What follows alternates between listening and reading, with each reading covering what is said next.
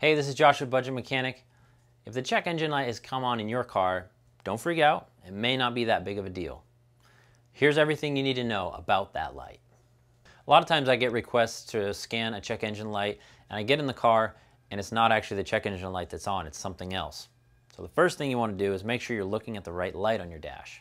On pretty much every vehicle, the check engine light is going to be the same. It's going to be like an orange or a yellow icon of a motor, or it'll actually say the words check engine. Often people get confused because there are lights that'll come up on a dash that say things like maintenance required or service engine soon, stuff like that. But those lights are actually in reference to a mileage triggered reminder to do your oil, change your air filter, stuff like that. Your check engine light is actually triggered by your car's computer, which is monitoring sensors throughout the system, and it's saying one of the sensors has found something wrong. So just make sure that when you're looking at your check engine light, it's actually what it is. If you have any doubts, you can usually check your car's manual or look online and find out what your car model check engine light icon looks like.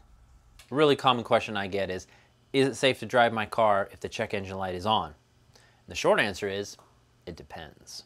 So when the check engine light comes on your dash, it's usually indicating something that's not going to be that serious or damaging to your engine. For example, all you have to do is not tighten your gas cap tight enough, it'll throw an engine code because the computer senses the wrong pressure in your fuel tank. I mean, it's not going to ruin anything, your gas mileage might not be as great, but you can still drive the car.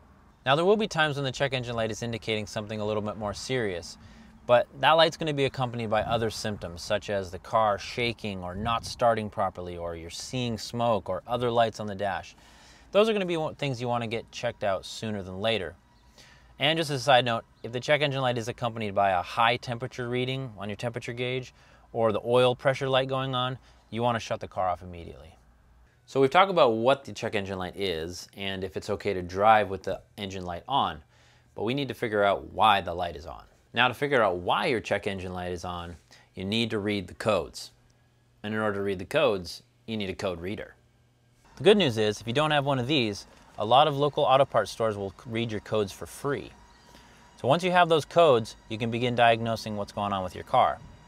Just as a side note, even if your check engine light is intermittent, or coming on sometimes, not on other times, those codes are stored in the computer and they can still be read by the code reader.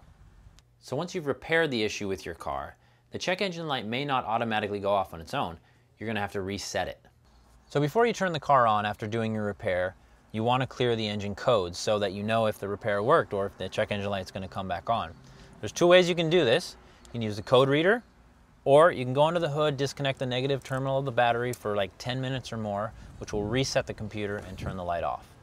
Now if your check engine light is flashing, more often than not that's indicating a cylinder misfire, which is a bit more of a serious issue, and if you keep driving that way you can cause some pretty expensive damage to your exhaust system. So you don't want to do that. Plus, if your light is flashing, your car is probably running really rough and you have no power, which can be unsafe as well. So if this is you, check out our video on diagnosing and repairing misfire issues. Hope this video is helpful with all of your check engine light concerns. Thanks for watching, and as always, please subscribe and comment below, and all the other buttons down there. Comment below and hit the add alert button, add bell. Frick, that is never going to work. I just try.